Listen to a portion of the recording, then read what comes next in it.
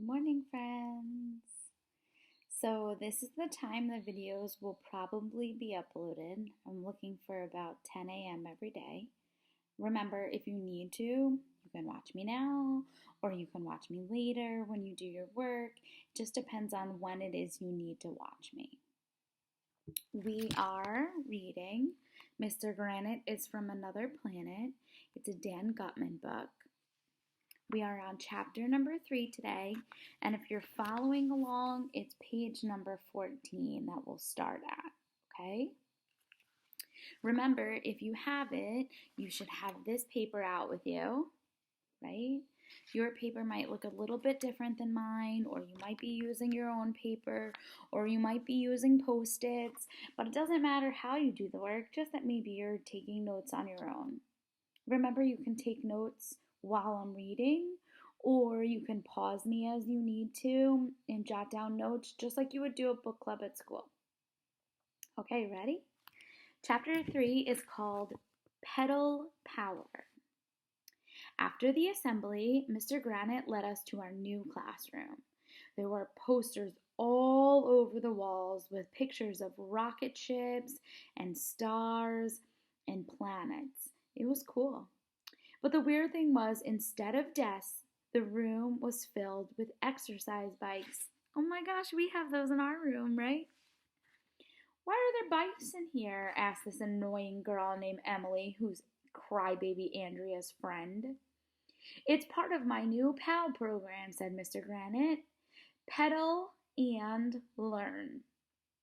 Instead of burning coal or oil to get electricity to run our school, we're now going to pedal these exercise bikes so we'll learn new things, save energy, and get exercise all at the same time. It's like a win-win.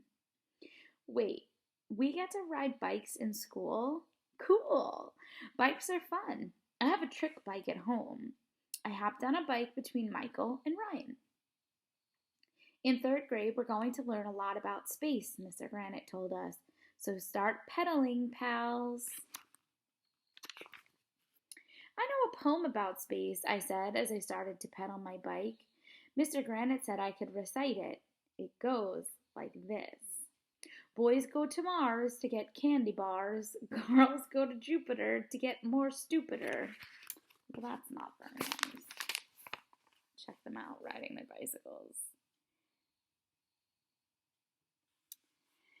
That's not nice, Arlo, said Andrea. Neither is your face, I said to her. As we pedaled our bikes, Mr. Granite told us lots of stuff about the planets and even the stars. Did you know that Venus is the hottest planet? It can get up to 900 degrees there.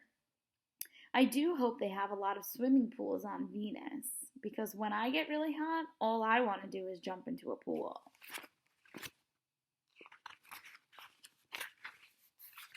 Did you know a day on Jupiter is less than 10 hours long? Did you know that astronauts are a little taller in space because there's no gravity to push on their bones?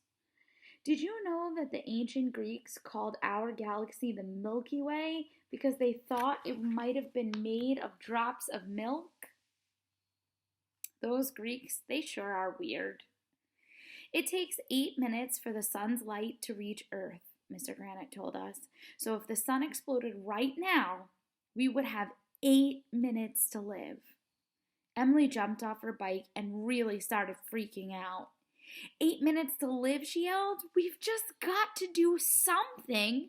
And then she went running out of the room. Emily is so weird. At night, Mr. Granite told us, you can see over 1,000 stars with your naked eye. Everybody started giggling because Mr. Granite said the word naked. Anytime somebody says naked, you have to giggle. It's like the first rule of being a kid.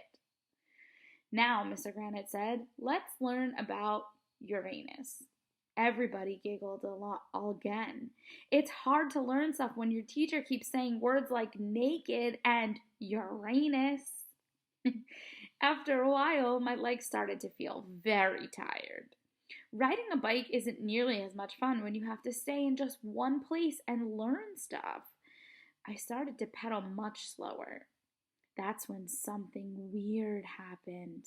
The lights went out. Suddenly, the whole classroom was dark. Eek! Screamed all the girls as if they'd never been in the dark before. Hey, who turned out the lights? Michael asked.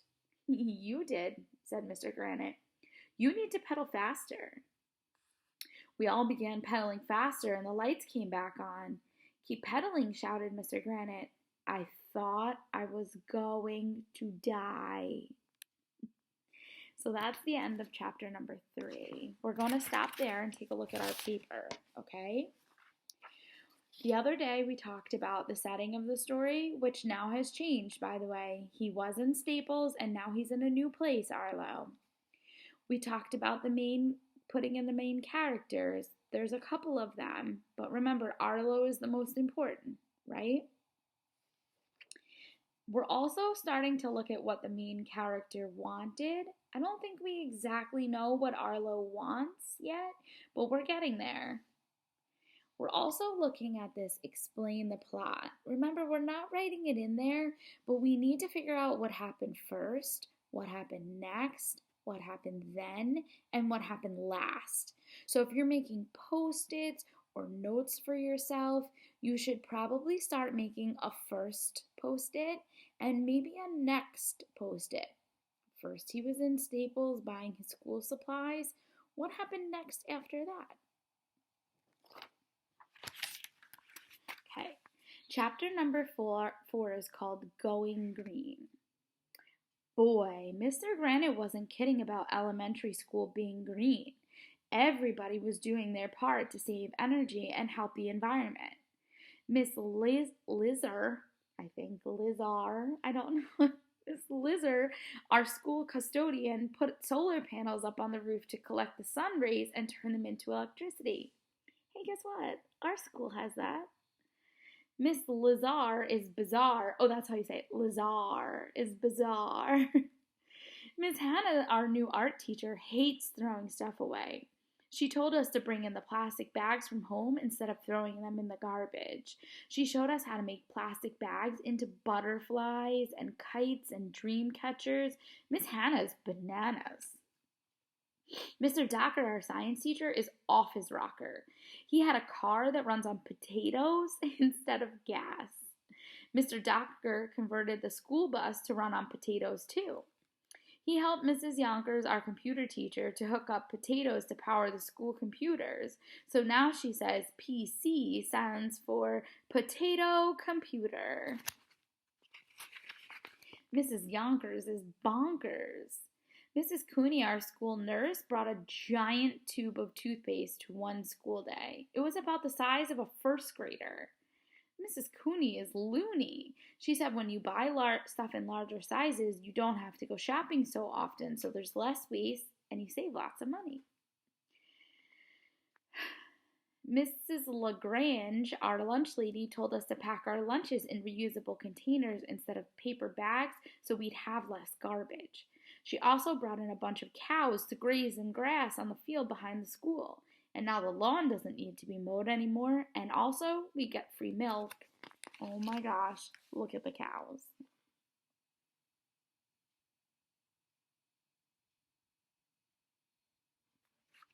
Can you imagine if cows were outside in our backyard at school?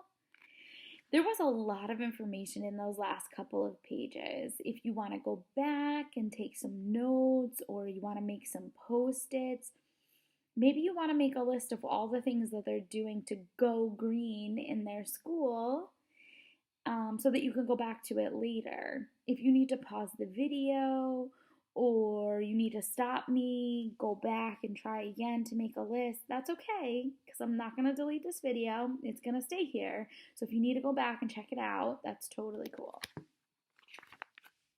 I don't know where Miss LaGrange got cows. I guess she went to rent a cow because you can rent anything. Mrs. Rupee, our librarian, read us a book about how trees give off oxygen, which is the good stuff, and absorb carbon dioxide, which is the bad stuff. Then she helped us plant a tree in the middle of the library. Man, Miss Rupee is loopy.